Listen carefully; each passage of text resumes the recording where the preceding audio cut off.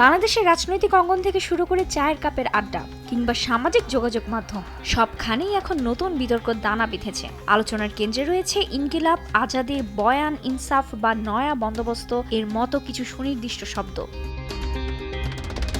2024-এর গণঅভ্যুত্থান পরবর্তী সময়ে এই শব্দগুলোর ব্যবহার ব্যাপকভাবে বেড়ে যাওয়ায় তৈরি হয়েছে মিশ্র প্রতিক্রিয়া। কেউ এটিকে দেখছেন বিপ্লবের ভাষা হিসেবে, আবার কারো মতে এটি প্রচলিত বাংলা শব্দকে হটিয়ে এক ধরনের সাংস্কৃতিক আধিপত্য তৈরির চেষ্টা।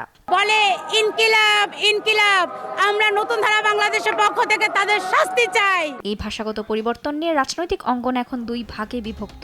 21 ফেব্রুয়ারি মহান শহীদ দিবস ও আন্তর্জাতিক মাতৃভাষা দিবস উপলক্ষে সিরাজগঞ্জ জেলা প্রশাসনের আয়োজিত এক অনুষ্ঠানে বিদ্যুৎ, জ্বালানি ও খনিজ সম্পদ মন্ত্রী ইকবাল হাসান মাহমুদ টুকু এই স্লোগানকে নতুন করে আলোচনায় আনেন।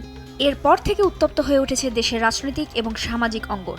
ফেসবুকে ইনকিলাব জিন্দাবাদ লিখে পোস্ট দিতে শুরু করেন বিভিন্ন রাজনৈতিক ও সামাজিক সংগঠনের নেতারা। তবে আগে জেনে নেওয়া যাক ইনকিলাব জিন্দাবাদ স্লোগানটি এলো কোথা থেকে। প্রখ্যাত ভারতীয় ইতিহাসবিদ ইরফান হাবিবের এক লেখায় উঠে এসেছে এই স্লোগানের আদ্যোপান্ত। 2022 সালের 29 মে ভারতীয় পত্রিকা ইন্ডিয়ান এক্সপ্রেসের একটি প্রতিবেদনে তিনি উল্লেখ করেছেন, মাওলানা হযরত মোহানি প্রথম এই স্লোগানটি ব্যবহার করেছিলেন। উর্দু ভাষার এই কবি ছিলেন শ্রমিক নেতা, ছিলেন ভারতীয় কমিউনিস্ট পার্টির প্রতিষ্ঠাতা সদস্য।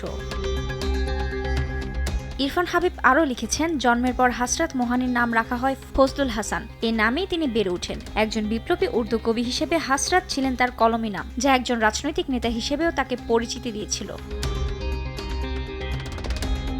তিনি ভারতীয় কমিউনিস্ট পার্টির এক নেতার সঙ্গে প্রথম ভারতীয় কংগ্রেসের অধিবেশনে পূর্ণ স্বরাজ বা পূর্ণ স্বাধীনতার দাবি উত্থাপন করেছিলেন। ভারতীয় সংবিধানের খসড়া প্রণয়ন সদস্য হিসেবেও দায়িত্ব পালন করেন তিনি। মূলত ইনকিলাব জিন্দাবাদ স্লোগানটি সামাজিক ও অর্থনৈতিক বৈষম্যের বিরুদ্ধে লড়াইয়ের হাতিয়ার হিসেবেই দিয়েছিলেন হযরত মোহানি। ইনকিলাব অর্থ বিপ্লব আর জিন্দাবাদ মানে অভিনন্দন জানানো, ফলে ইনকিলাব জিন্দাবাদ স্লোগানের বাংলা অর্থ বিপ্লবকে অভিনন্দন জানানো।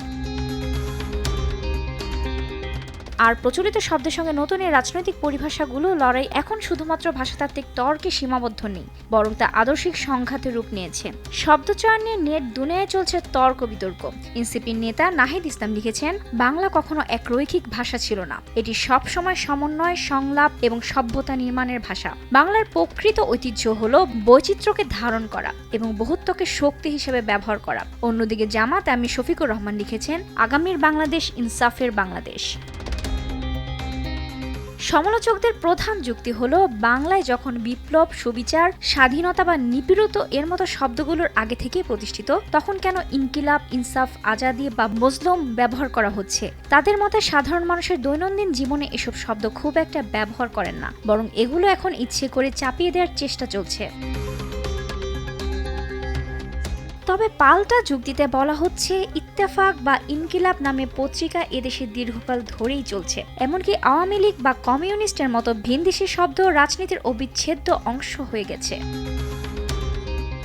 ঢাকা বিশ্ববিদ্যালয়ের বাংলা বিভাগের অধ্যাপক তারিক মঞ্জুর প্রথম আলোকে বলেন, এসব শব্দ ভাষার জন্য কোনো হুমকি বা বিকৃতি নয়। ভাষার জন্য হুমকি বলে কিছু দেখি না, কিন্তু আসলে জাতিগতভাবে আমাদেরকে বিভাজনেরই একরকম প্রচেষ্টা আছে বলে মনে হয়। ইতিহাস সাক্ষী, বাংলা ভাষা সবসময় বাইরের শব্দকে নিজের করে নিয়েছে। কিন্তু বিশ্লেষকদের ধারণা, বর্তমান বিতর্কটি শুধু ভাষাগত নয়, বরং এর গভীরে রয়েছে রাজনৈতিক আদর্শের লড়াই। এখন দেখার বিষয়, সাধারণ মানুষের মুখে এই শব্দগুলো শেষ পর্যন্ত কতটা স্থায়ী হয়।